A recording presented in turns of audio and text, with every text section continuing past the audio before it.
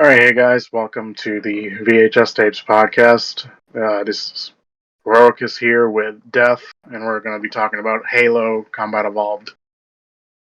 Woo woo. Ah, God damn you. Alright, well, hi, I'm Deaf God. I know he likes to refer to me as Deaf, but you will refer to me, chat, as Mr. Deaf God. Ah, you heard him. Alright, so, It's part of his kink. Just go with it. domination, yes. So, let's start off with the opening scene, why don't we? Yeah, sure. So, when you first launch Halo's campaign, you're greeted by the ship that's traveling through space. And on the side of it, you see the Pillar of Autumn. And as it pans away from the ship, it shows you what it's heading towards, and it looks like a giant orbiting ring. Then you cut to Captain Keyes, who's the commanding officer aboard the spaceship, and it looks like he's busy directing everybody, telling everyone to go to their battle stations, and he's also talking to the AI Cortana. Our AI is artificial intelligence, if you're, slow. We made a blind jump. How did they? They're discussing what happened and why they're being followed by an alien group called the Covenant. So he says, everyone to the battle stations, let's wake up our old friend. And after that, you cut to a scene where a sergeant, who's unnamed but gets named in later games, is telling these Marines what's going to happen, and he's briefing them. Then you cut to a cryo chamber, and you're greeted with this armored soldier who's taller than everyone in this pod. And that's when you start the game. It's quite an opening. It is, yeah. This way. It's, I mean, I would say, like, the models certainly haven't aged well, but to be fair, it's like, was this like a 2001 or something? 2001, yeah. Yeah. So, fucking 22 years old by now. Yep. So, it gets a pass on that. I mean, if you use remastered, it's pretty good. Yeah. I've clicked on the remastered, like, textures, and it's pretty well done. I don't know, I've always preferred the older look. Yeah, something about it it hits different. Yeah, it works better. The remaster, while all the textures look good, it's like there's so much. It's brighter and too much shit is glowing, I think. Yeah. The old version just like has a creepier feel to it, which works pretty good for it. I wouldn't say creepy. It's more of a mysterious, like, they don't give you any context when you enter this game. You have to figure it all out yourself. Yeah, well, I don't mean, like, across the whole game. It's, like, certain areas, like, it can feel creepy. Yeah. Oh, I mean, it feels more abandoned than anything. Yeah. With those odds, I'm content with 3. Yeah. So after you fight your way to the bridge, you talk to the captain. He's like, "Get my AI off the ship." And you're like, "Yes, I'll do that," because you're a badass. So you plug it into the back of your head, and it's like, apparently they have a neural implant, and that AI helps him think. It helps him target, helps him plan battle tactics. It's ultimately, you kind of figure out, this isn't just a normal human. This is a super soldier. And then you pretty much fight your way through this ship that's being boarded by these aliens. But after he gives you the AI, he gives you an unloaded pistol, and you're like, "I'll find ammo." Just fucking doom it up. Yeah.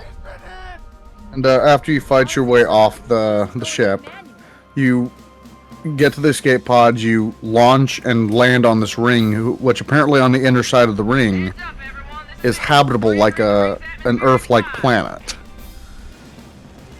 And you can tell this wasn't natural. This was made by something. But you don't know what. But after you land, you discover You wake up and you're like, oh shit, something went wrong with the escape pod. Everyone else on board is dead, but I'm not. So then you go and find other escape pods to help those Marines, because all of the ones on yours just, they didn't make it. They had a real bad day. Yeah. Everyone just got completely fucked over. After that, you, Cortana tells you gather enough Marines and mount a resistance. And that's what you do. And while you're rescuing Marines, she says she found Captain Keyes. He's been captured and is aboard a ship that is damaged and is now in low orbit above the ring's surface. So, being the super soldier badass you are, you decide, yeah, I'm gonna go save him, even though it's a bad idea. And you literally fight for an entire ship's crew, just to save your captain. Yeah. And, I think it's, regardless, it's too late. Or is that later? That's later. Yeah. Don't spoil me, boy. Yeah. So, after mounting a rescue, Captain Keyes is like, dude, that was a bad idea, but thank you. And, after that he says, go to this room called the Silent Cartographer, which is like a map room for the whole ring, and it tells you what's where. And, yeah, you locate the map room, and you helps locate what's called Halo's control room, because that's the name of the ring. It's a halo. Dun dun dun. Foreshadowing.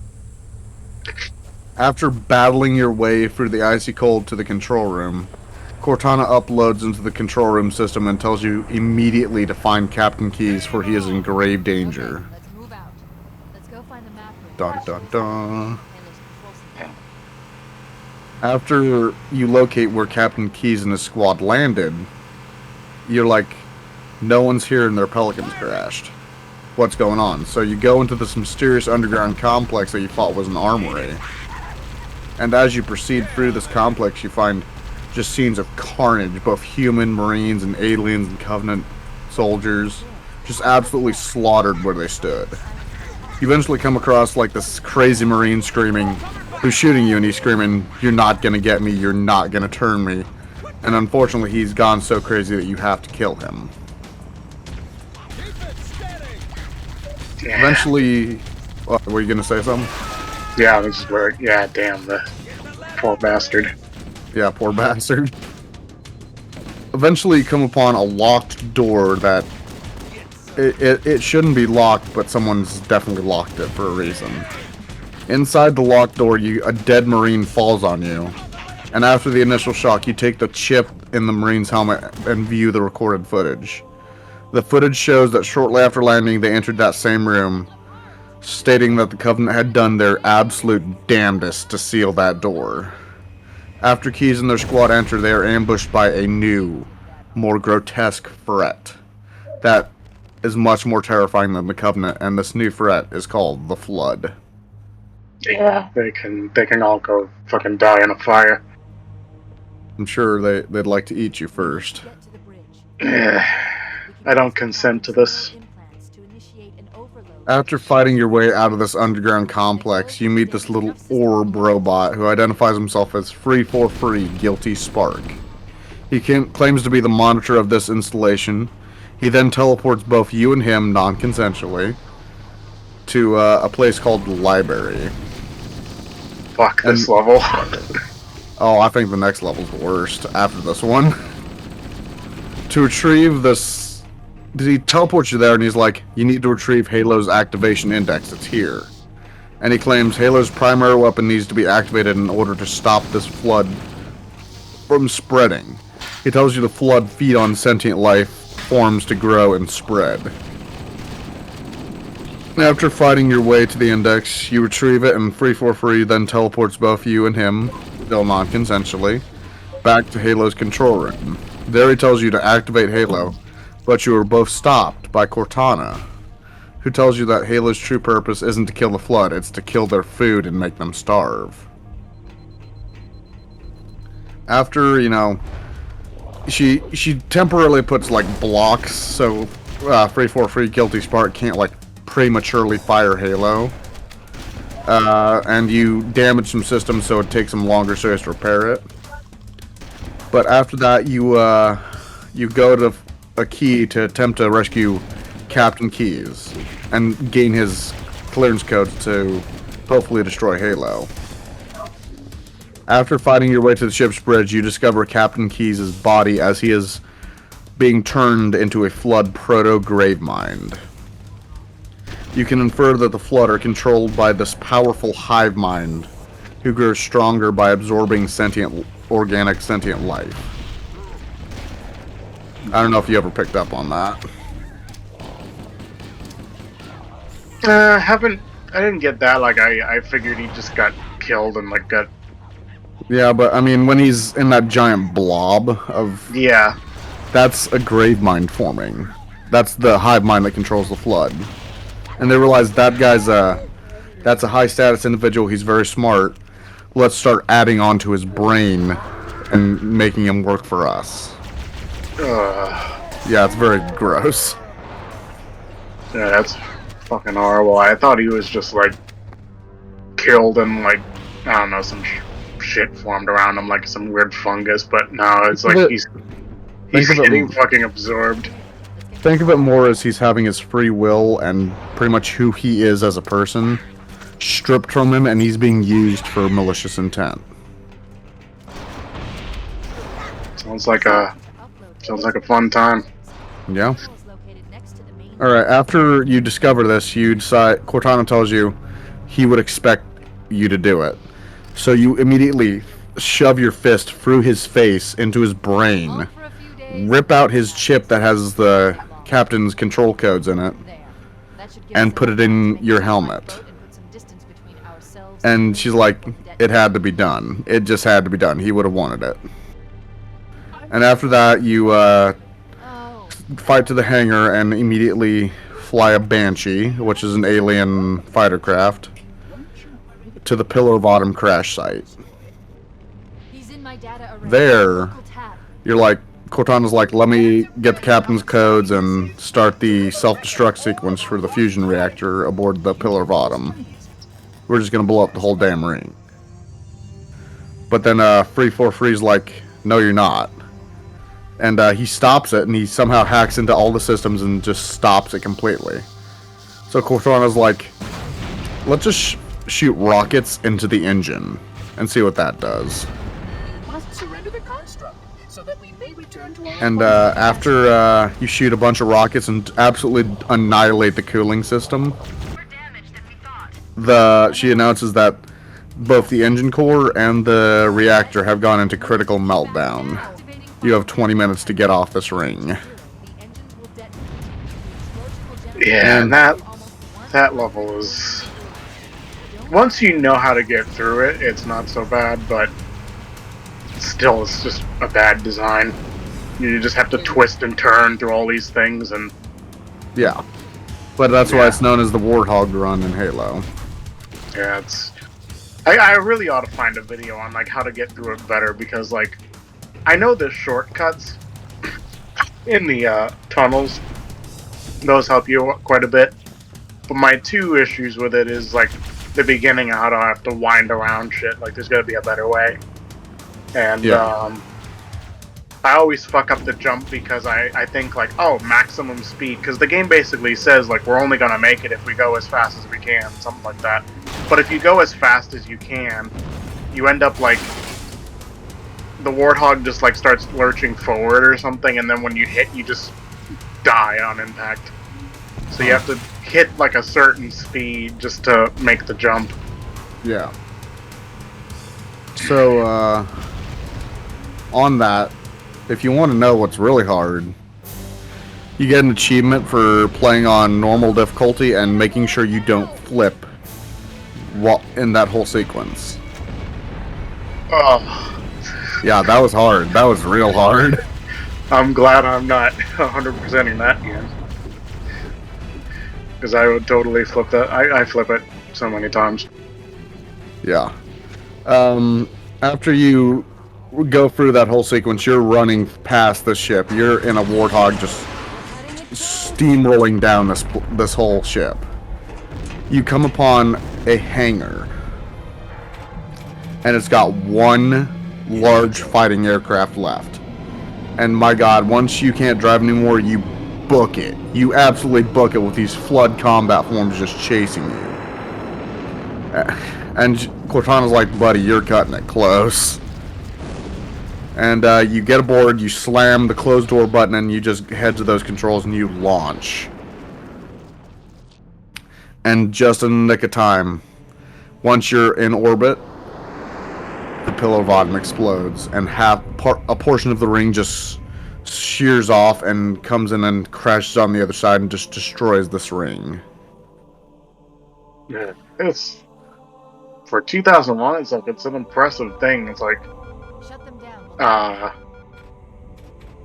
because I know there's each level is like really just like, you know, it's obviously always like a tiny little map, and the ring out in the distance is pretty much like a glorified painting or something.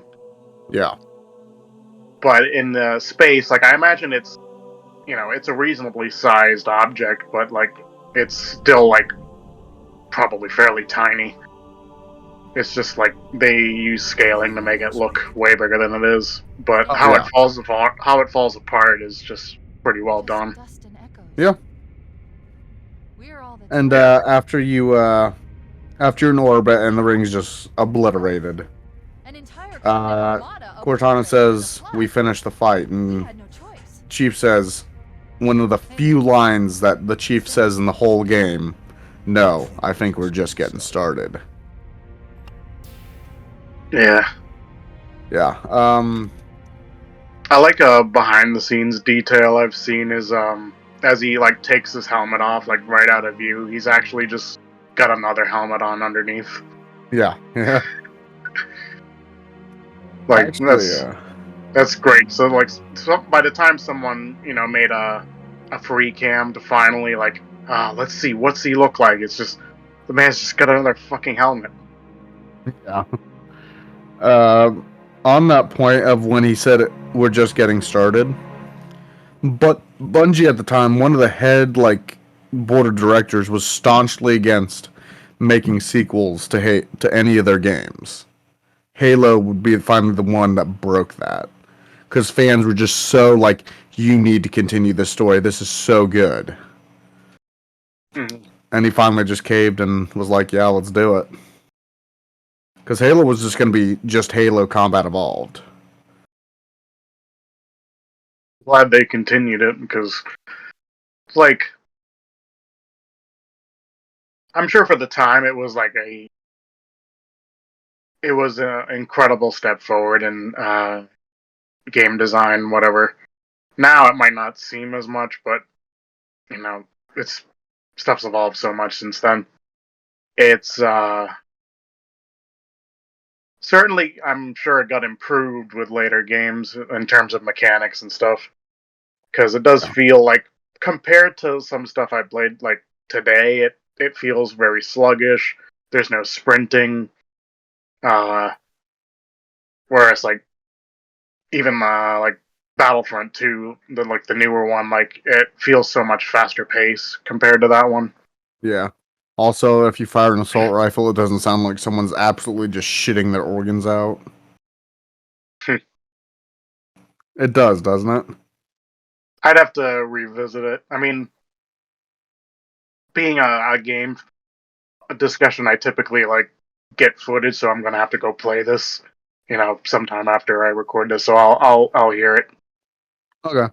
But it's been a couple months since I last played. Last time I played, I just kind of I tried a bit of the online. I forget what mode I did, but I was just getting completely destroyed because everyone's got like years of experience on me. So I'm just like, nah, I'll just stick to single player on this one. Yeah.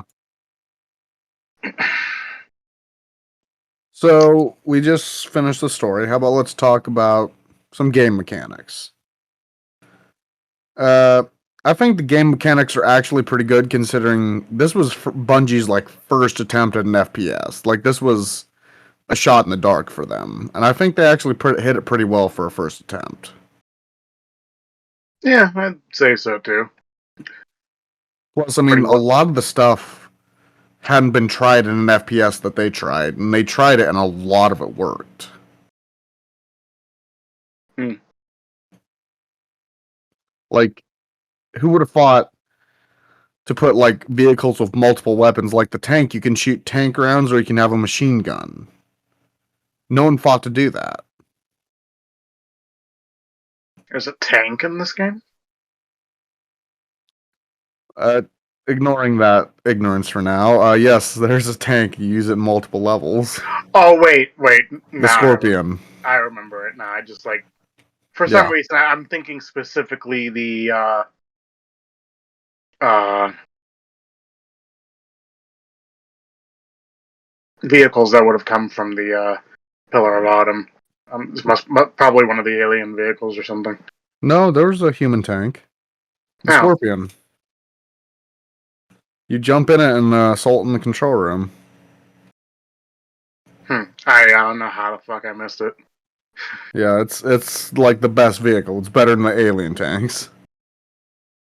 Hmm. And then like having a warthog, you have to have a driver and a gunner if you want like defense, and you can also have a passenger that can shoot their gun. No one ever fought to do that in the game. Yeah. Although I know it's because of the weird gravity on the Halo. It's probably the reason why the Warthog, when you drive it, feels like you're driving on ice. Could be that most levels you use it have ice. I mean, yeah, there are some, but yeah, Yeah. pretty much anywhere I'm driving, it always just feels like it's just sliding everywhere. You might want to check your sensitivity on that. Yeah, maybe something's off. Yeah. Sounds Now off, for right? the bad stuff. Some of the guns don't make sense. Like the assault rifle, the recoil is ungodly.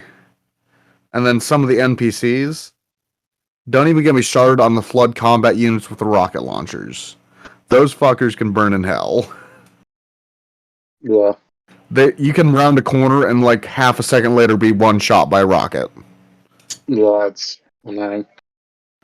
And then some things can feel like super unrealistic, like the Covenant Hunters, the big blue guys Hmm. that can deflect bullets. There's a way, I don't know if it's intentional or not by the devs. If you hit them with a single lucky pistol shot, they die immediately. Hmm. And they're supposed to be like worms that have all congealed together into one like biomass. So it shouldn't be just a one shot kill. Yeah, I as I've played, like I've had I've noticed like a lot of the smaller enemies, you can like run up to them and you can just melee hit them, and it pretty much is a one hit kill for like small guys.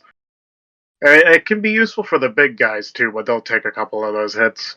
But I think there was a level I went through the whole thing just mostly doing that because I just find it funny how it just one hit manages to destroy everything. Yeah. Well, you gotta thank this guy, the Master Chief.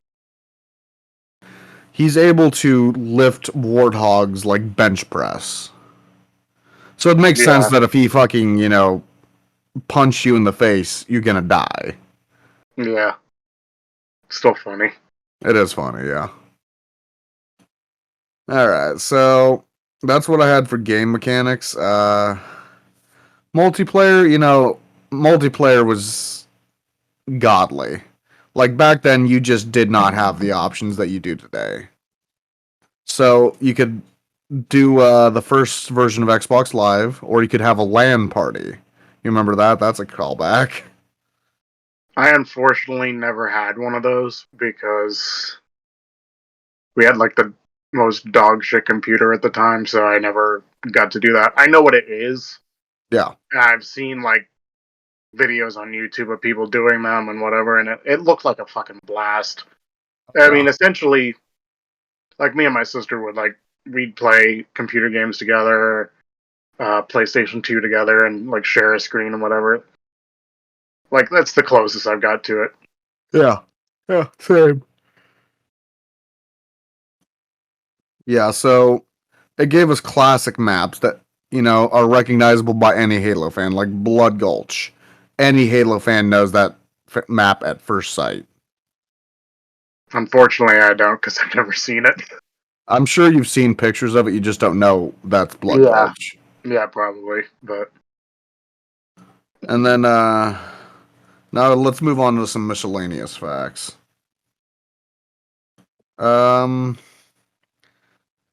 Did you know that the voice of Master Chief, Steve Downes, who I actually met at my most recent Comic-Con, he went to the voice acting audition completely blind. He had no clue what the hell he was doing. He just kind of did it, and they're like, that's Master Chief. Oh, lucky break for him. I mean, he was like a radio DJ. And then it wasn't until Halo's Combat Evolved's 10th anniversary when they did the remaster of the graphics that Steve Downes finally met his voice acting co-star, Jen Taylor, the voice of Cortana. He never met her until then, and I thought that was kind of weird. Yeah, And she's like an actual actress, though.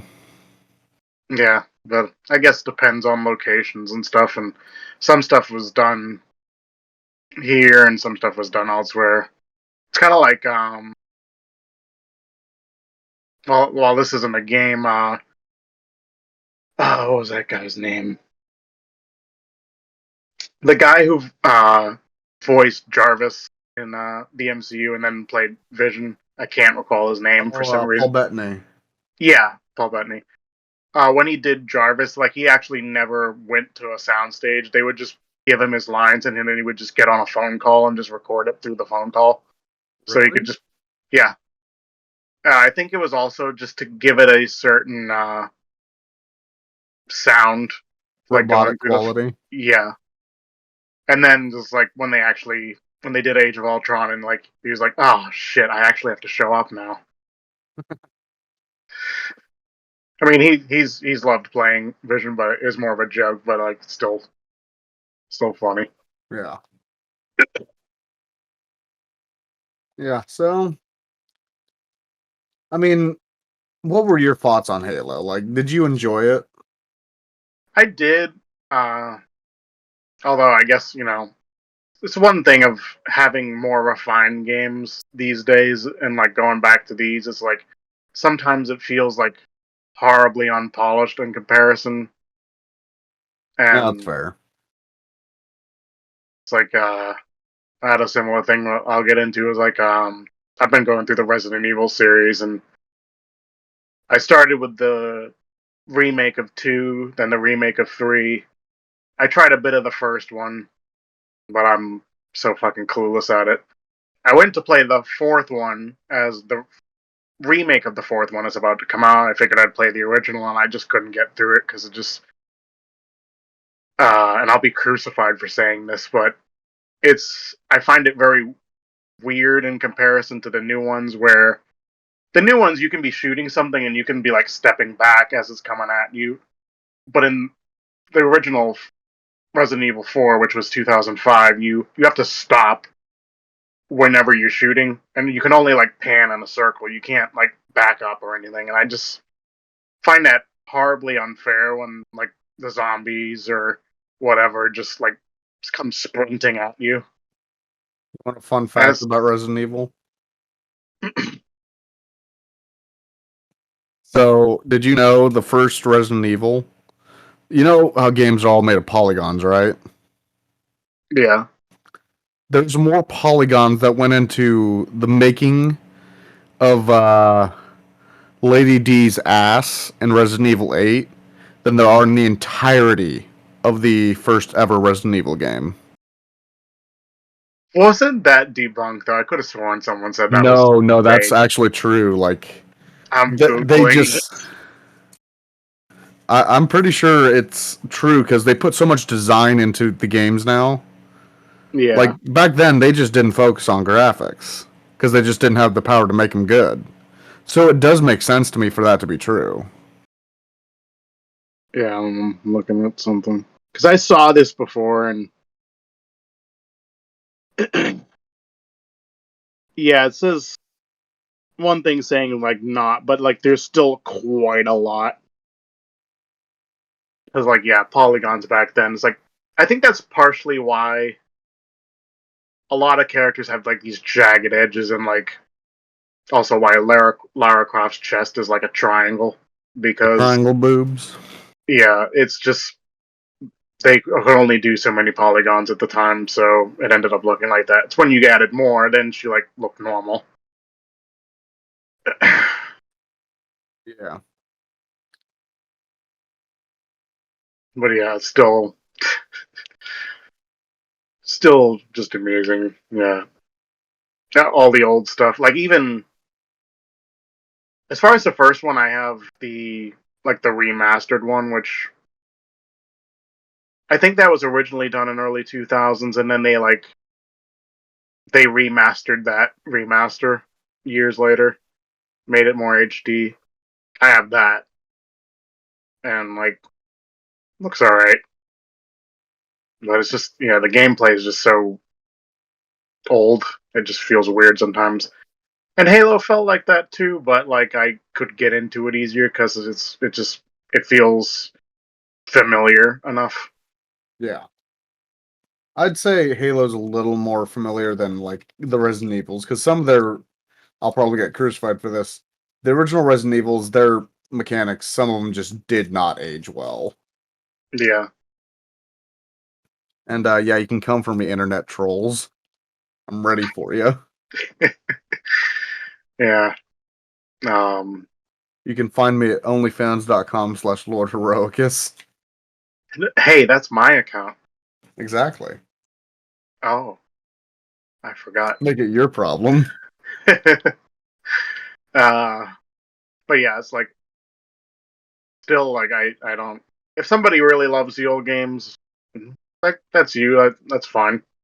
I don't know. I guess it's like partially like you get spoiled with how refined games are now. That like anytime you run into an older game with the slightest inconvenience, it just like turns you off. But Yeah. yeah, and, yeah, I don't know. Well, that's all I had. But yeah, on the levels again, it's like yeah, the final level is frustrating with the driving around thing.